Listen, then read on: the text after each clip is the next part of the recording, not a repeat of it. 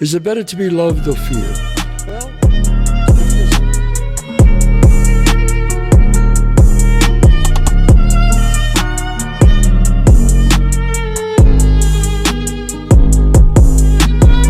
Mexican, Greek, we're all immigrants.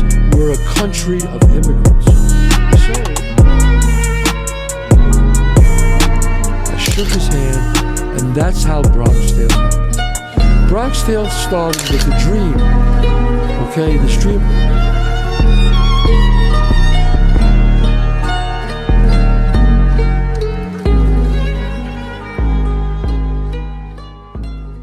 Hi, my name is Lincoln Salazar, and welcome to The Enthusiast. I am sitting with the iconic actor Chazz Palminteri. Got that? That's it. You got it right, Lincoln. Chazz, thank you so much for being here today. I highly appreciate it. It's my pleasure. My pleasure. So, I want to talk a little bit. You have a new project that just came out. Yeah. Right? Which is the Bronx Tale Cigar. Bronx Tale Cigar. Yes, a Bronx Tale Cigar. You know, I've always wanted. I love cigars, but I'm not a big cigar smoker. Yeah. But I love wine. I always, I smell a cigar and I go, wow, I bet this is a good cigar. My grandfather was a huge cigar smoker. My grandfather Colosio, who I'm named after. Obviously, you saw the movie A Bronx Tale. Absolutely. Okay, a lot of people have. So, when they approached me, when I spoke to Paul DeSilvio, who has, La Sagrande Cigars, and on Arthur Avenue, is where I'm from. He's from the Bronx. I was from the Bronx. Yeah. So when Paul approached me and said, hey, we should do a cigar together. So I said, well, I'm a big wine drinker. I love wine, but I'm not a big cigar smoker. And I said, but I like a cigar once in a while. I said, but my grandfather was a huge cigar smoker. That if I could do something dedicated to him, I said, I would be willing to do it. Mm-hmm. So we talked about it, and I had this story about my grandfather, who I'm named after, obviously, and his son was Lorenzo, who was my father. Mm-hmm. And I said, well, if you think about it, if it wasn't for my grandfather, Colodro, I wouldn't be here. That's Bronx Tale would have never happened. If he didn't decide in 1909 to come here, in Ellis Island, a Bronx Tale never would have happened. Now I have children and they'll have children. So my grandfather created a universe, not just, a cigar, as they say. Yeah. So I said, wow, wait a minute. We have to make a great cigar. If we do that, then that's the first thing. You got to have a good product. Okay, I own 2 restaurants, Chazz Palminteri's. And if you don't have good food, they'll come for me one time, but they're not going to come back. Correct. So I approached it the same way with cigars. You have to have a premium, great cigar. But if we can make it for people also who don't even smoke cigars, or who smoke cigars occasionally, or maybe who buy cigars as a gift for people who do. So a Bronx Tale cigar is an immigrant cigar. We're all immigrants, Lincoln. This is true. Whether it be Italian American, Jewish, Spanish, Mexican, Greek, we're all immigrants. We're a country of immigrants. So I felt this cigar will expand the wideness of the cigar industry, and hoping Bronx Tale cigars will be part of that. And that's how the whole thing came about. Now, after me and Paulie got together, and Paulie developed the blend and talked to me about it, we needed a company to take it to another level. Yeah. I always feel, because I'm the luckiest guy in the world, that it was going to be a successful cigar company. So I said, okay. So we partnered with Xander Craig, Epic Cigars, because it's like Shark Tank 101. You could have a great product, but if you don't have the horses behind you, it means nothing. Yep. So all of this just kind of steamrolled. But like I said, 3 years blending the cigar. I wanted to wait until they really had a great blend. And I trusted everybody at Epic and Casa Grande. And it all kind of like came together, and now we're launching it now. Absolutely. And I saw in each box you have a dedication to my grandfather right there. Look yes, that's important. This is dedicated to my grandfather, Colodro. Came to America in search of a better life. He was born and raised in Menfi. That's where the town is, Menfi, Menfi, Sicily. You know, well, 908, in late 1908, my grandfather journeyed from Sicily to Palermo, and from Palermo, got on the ship and came to New York City. Yeah. But he's not unique. We're all immigrants. Yeah. So I just thought we could sell this cigar to people who don't even smoke cigars, they'll be like ambassadors. We have mini ambassadors all over that will say, hey, you know, Grandpa, I want to give you this cigar box. Grandma, I want to give you this cigar box. It would like spread the news. Mm-hmm. Like when you sell a movie. To get a huge $100 million movie, you can't just sell to the East Coast. You have to sell to 1/3 of the country, the middle third of the country, Yep. and the West Coast is the other third. Yeah. To get a really big hit, you got to get all thirds. This is true. So I applied the same method with cigars. Yeah. That makes sense. Makes sense. So when you were coming up with the name for the cigars, Bronx Tale. did you have the Bronx Tale name first? Yes. Or you could have went with your last name, or you could have went with Could have. Yeah. But I thought so many people, look, the movie is iconic. iconic. by the way. Iconic. It has been around we just have the 30th year anniversary. Yeah. And I thought that would be a great match for the cigar too. 30 years the movie has been around. Wow. It's a very iconic movie. And A Bronx Tale, the movie, is not just famous on the East Coast, West Coast, middle of the country, all over the world. All over the world. A Bronx Tale is huge in Saudi Arabia, Yeah. huge in Japan. Well, I think Bronx Tale. I mean, I think it's been a teaching lesson for a lot of people. I mean, Yes. how many lines are repeated from A Bronx Tale? Oh, now especially you from can't your leave. character? Is it better to be loved or feared? Better to be loved Throw or him in feared. the bathroom. It costs you $20 to get rid of him. Constant, on and on and on. So you wrote the play first? I wrote the play You wrote first. the play first, and it was a show you were doing. It was a correct? one-man show. One-man show. Now, the story of A Bronx Tale, the one-man show, it's a perfect example of the immigrant experience. I was a trained actor. I worked at the Actors Studio, but I wasn't famous. And so when I was down on my luck, I said, I'm going to write something that's really going to, I said to myself, I want to shock people. I want to do a movie on stage by myself. This was my idea. And I did A Bronx Tale, the movie, alone on stage. I played all the parts. It was unbelievable, but it exploded my career. I mean, it was like I went from this stage actor, a Broadway stage actor in New York, my career exploded. Every writer, director, producer, studio head wanted to make the movie, but they didn't want me. They wanted someone else to play it. They wanted a star.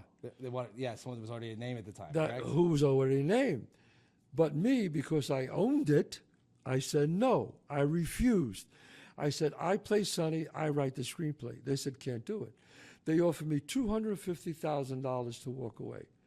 I had $200 in the bank. Oh, geez. True story, my hand to God. Wow. I said no. They said, oh, well, no in Hollywood means he just wants more money. Yeah. 2 weeks later, they offered me $500,000 To walk away. to walk away. Wow. Again, I said no. People in Hollywood were freaking out. They couldn't believe it. They never saw this before. The only time they saw something like this was Rocky. And by the way, that was the 80s, right? Rocky was 1976. No, I meant in the 80s, 500,000 was, This was 1989. yeah, 1989. It was the 500,000 was a lot of money. A lot of money. Again, I refused. Yeah.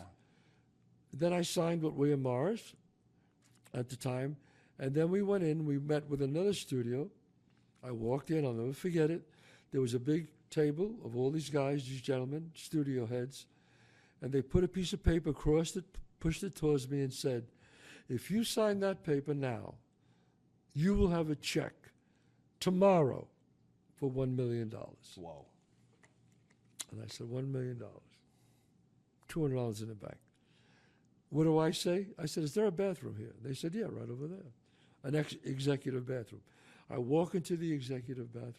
I have the card The saddest thing in life is wasted talent, that my father wrote. I had it in my heard pocket. That's I beautiful. brought it with me Yeah. for some crazy reason. I never used to do that.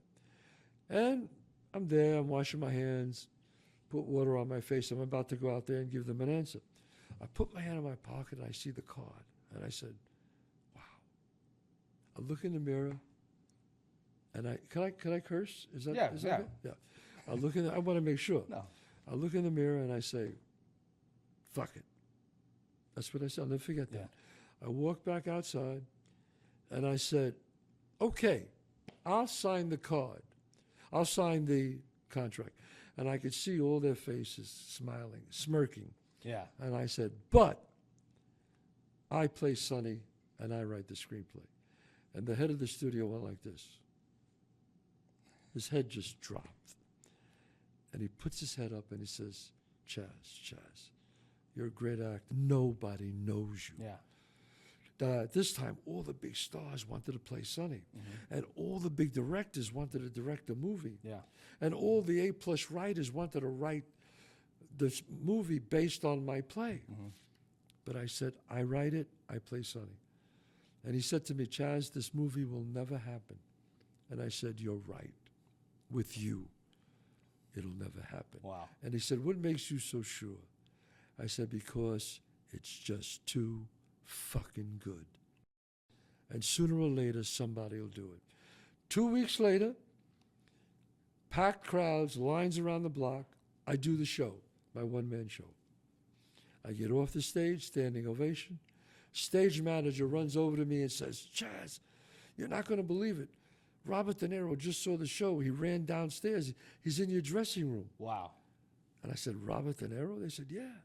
I said, wow, okay. I go downstairs, and there's Bob De Niro sitting in my chair in my dressing room. And he looks at me, and I walk in. I go, hey, how you doing? He says, how you doing? He shook my hand. And he says, that's an unbelievable thing you did on stage. He goes, how'd you do that? I said, it was a vision I had, Bob. He goes, well, I think this will be a great movie. He says, look, I know what's going around in Hollywood. I know what you're doing. Everybody's talking about it. He goes, but let me tell you how I feel. He said, I think you should write the screenplay because it'll be honest. And it's your life. It'll be truthful. And I think you should play Sonny. You'll be great. He said, I'll play your father, and I'll direct it. And if you shake my hand, that's the way it'll be. I shook his hand, and that's how Bronx Tale happened.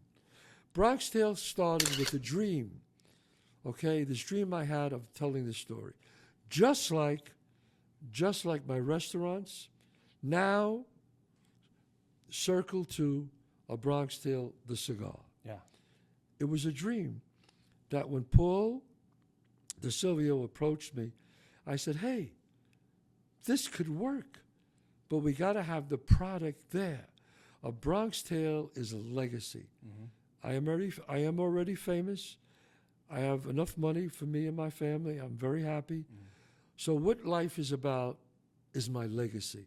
And my legacy is what I leave behind. And my restaurants, my movies, now my legacy with the cigar.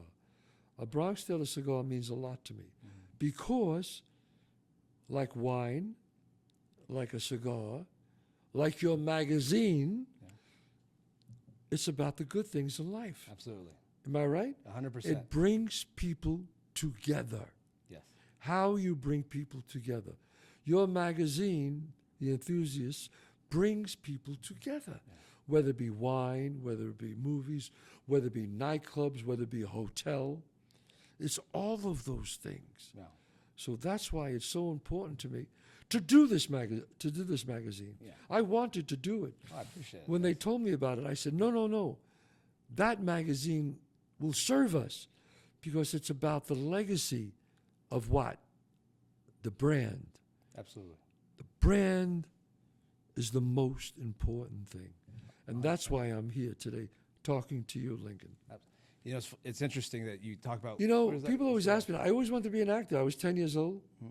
That's when I started. I used to watch, my mother would take me to the movies and I would watch the screen and see the colors. And I never forget seeing a movie called Around the World in 80 Days. And I remember the colors. It was one of the first movies in Technicolor. And I said, I could do that. I want to be that. I want to do that. But I was also a writer. I wanted to write. I wrote poetry when I was younger. I wrote lyrics for music. I had a couple of hit songs out in the late 70s on the R&B charts, small, in RSO Records. But I always wrote, and I always acted. And I always said, I'm going to do this, and I'm going to do it well. And anything I do, my father had in my room, the saddest thing in life is wasted talent. Don't waste your life. So I take everything that I do, and I do it 110%. Yeah. If I'm going to be in the wine business, I did 110%. If I'm going to be in the cigar business, I'm going to know everything about cigars. And I want to talk about it in a way where at least I know what I'm talking about. It's important for me. Absolutely. So, but were you involved with the packaging, the design with the cigars? Totally. This is right here. absolutely beautiful, by the way. Yes, thank you.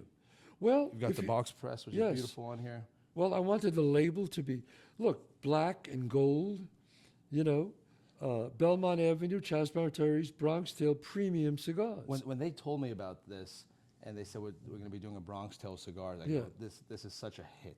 I go, just the packaging, when I saw the packaging and the cigars and everything's just beautiful. The cigars, I mean, look at it. It's like a Ferrari.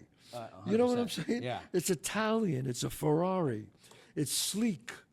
And so many people connect with the Bronx Tale brand. And With the the legacy, brand. And the legacy and the brand and the film. Exactly. We were sitting at a lounge the other night. They actually had a Bronx Tale just playing on the TVs, just randomly. And everybody, they play. If you go to Italian restaurants all over the world, they play a Bronx Tale. And I had younger guys with me that we were out with, and they were quoting a bunch of quotes from the Bronx Tale. Lincoln, I'm telling you, I get people who love this movie, 12, 13 years old. Yeah. Okay? I have over 1 million people on my social media. I get 14-year-olds, I love your movie. My father took me to see your movie. But you know what I get a lot? I get fathers and sons. They take their sons or their children to see my movie because of the legacy that it leaves. They tell their kids, don't waste your talent. Don't. My son Dante went to Berkeley. He's an incredible singer-songwriter, actor. My daughter Gabriella, University of Michigan, 2 of the top schools in the country. They went to them. They got in. My wife is an incredible writer, producer. We instilled in them the work ethic, and they're like that, and they'll be successful. When you have a child, what you created is a universe. You just didn't create a child. Yeah. They will have children, and their children will have children. People don't realize when you have a child what that is.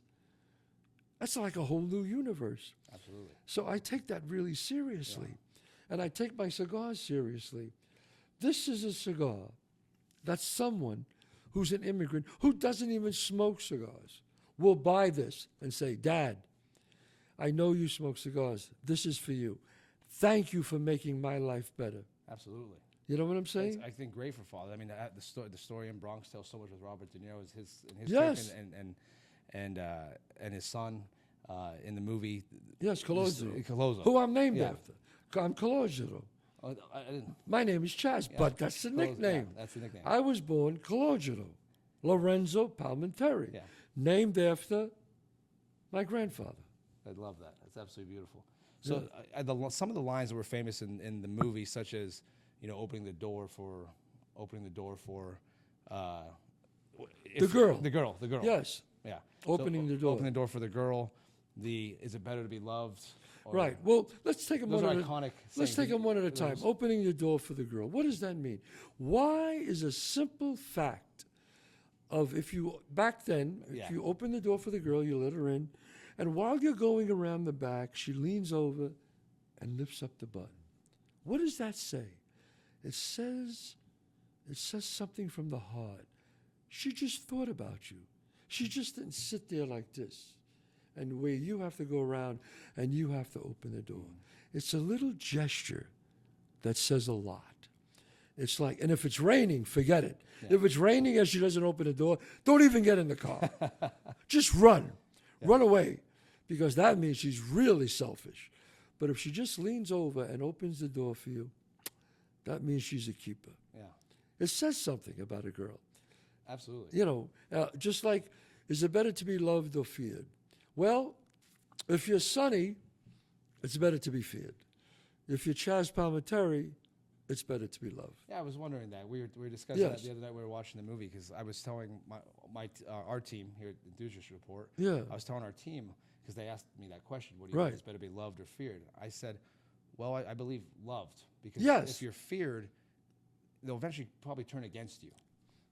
I can't- if history's A very instead of time, intuitive right? question, Yeah. very intuitive answer. Yeah. Because as all wise guys and regimes know, Yeah. in the end, your friend turns against you. Yeah. Who walks you through the door when you're about to get killed? Not your enemies, No. your friends. Yeah. So you're absolutely correct. In the end, they turn against you. But if you want to be loved, it's better to be loved. And people go through fire for you if they love you. That's right. Just as a family, and actually. Yes, you're very smart. No, you are. Because if you speak to people with a sense of empathy, look, I'm a director besides an actor. I do movies, okay? When I go in and I see something is lacking, the lights are not working like they should, and goes on 2 or 3 days, I said, it takes longer. I'll meet with the lighting designer, and I'll say, can I talk to you? Now, there's 2 ways I could do it. The fear guy goes, hey, this is the 3rd day it's taking too long here. What's happening? If this keeps up, I'm sorry, I'm going to have to let you go. Now you have the guy a wreck. You put the fear of God in him. Some people say, that's a good thing. I believe, no, it's not. No. I go in, and what I say, if you're my lighting designer, I say, Lincoln, everything is all right? You okay? You feeling good? Everything good at home? Is there anything I could do to help you? What does that show? Shows empathy. Yeah. It shows Passion. you passion. Compassion, yeah. It shows you care. And then you know what? He'll go, no, I haven't been feeling well. Or he'll tell me, and I go, hey, man, it's okay. Just try to get it better. Don't worry about it. Just come back a little strong. I hear you. It's okay. Absolutely. He'll come back and give you 120%. Yeah. Where the other guy who's so scared, you sooner or later, he's going to screw you. Yeah. It's the same thing with a business. It's the same thing with cigars. The people that work for you, you instill in them the desire to make something passionate, something good. Otherwise, in the end, when you're not looking, they'll screw you. They're going to walk you through the door. They're going to walk you. Absolutely. They're going to walk you through the door. That's Absolutely. right. So when are these released nationwide, and when do these come out? The Bronx Tale. Okay. What you need to do is to speak to Dean about that, and Dean has the whole schedule lined up. Okay. They have everything lined up, and I don't want to misquote and say a date that I don't know. Yeah. But I'm here to tell you that this cigar is not only for the cigar smoker, it's for people who don't even smoke cigars, who spread the legacy of the brand of Bronx Tale. What I love about your magazine is it's about life. Yeah. It's not just about cigars. It's not just about wine. It's not just about, it's a lifestyle. Yeah. It's travel, it's good times, it's sharing camaraderie. We do events that we do as well. Yeah. With usually about 1,000 cigar enthusiasts, spirit enthusiasts, wine enthusiasts. We do it Yes. in California. We actually do one. And the love in the room and the passion that everyone has for these products and coming together is just beautiful. And we've been doing it for 13 years now. Wow. And for people having alcohol, sometimes you'll get people that would start fighting or having issues. Really? We've never had that once. In 13 years, we've never had a problem with it. Someone Wow. getting crazy and starting fights or just doing something stupid. Yeah. It's just been this beautiful camaraderie. That's what really cigars are Well, about. exactly. Well, because people, like you're saying, lifestyle people, cigars, wine, food. I mean, usually those people are happy. Yeah, that is true. You know, happy people cause good feelings, good vibes. You know, it's like, let's enjoy a glass of wine. Let's enjoy a good cigar. Let's enjoy a great bourbon.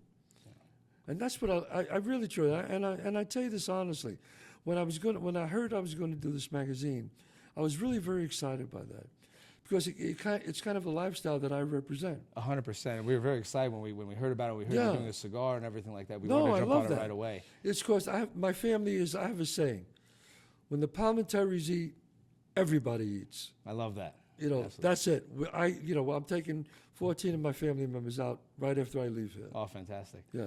So, Chazz, you talked a little bit about legacy. What is the legacy that you want to leave behind? Other than, let's say, products, let's say with your family, what is the legacy that what do you want to really be known for in your legacy? You know what? Lincoln. It's a strong question. Well, aside from my work, my movies and my plays that I've written, who I'm very proud of, my plays, my restaurants, who I try to do great quality, and now obviously my cigars will join that. I want to be known as a man who served. I want to be known as a good man, that I was a man of service. I think that's important. To me, it's not important like who has the most toys at the end wins. Yeah. That's bullshit. You know what? That's total bullshit. He who has the most love in his heart, and the most people who loved him, and the most people he loved. And it might sound idealistic, but I want to be known as a good guy, a good man. Yeah. And I want to be known as, more importantly than anything, a good father. Because I believe that you can have all the money in the world, all the fame in the world, all the success in the world, but if you weren't a good father, there's a little cringe in your armor. Yeah. And that's my belief. That's me. And I try to be a good father to my son Dante, and my daughter Gabriella, and my wife Gianna. I try to be a good husband. Am I perfect? Of course not. Do I mess up sometimes? Of course I do. Yeah.